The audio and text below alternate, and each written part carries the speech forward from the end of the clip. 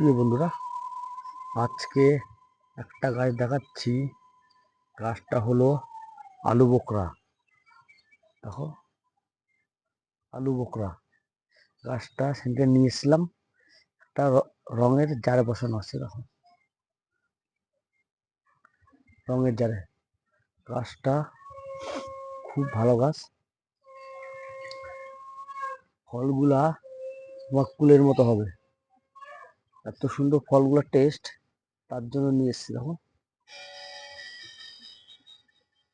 তার জন্য খুব টেস্ট। তার নাম হচ্ছে আলু বোকরা।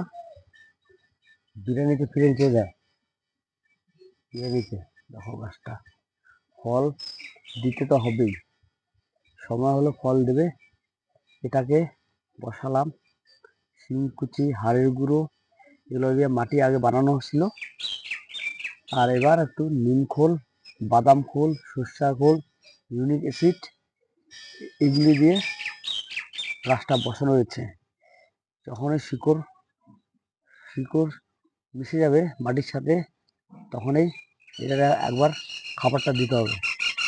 খাবারটা দিলে গাছটা খুব ভালো হবে।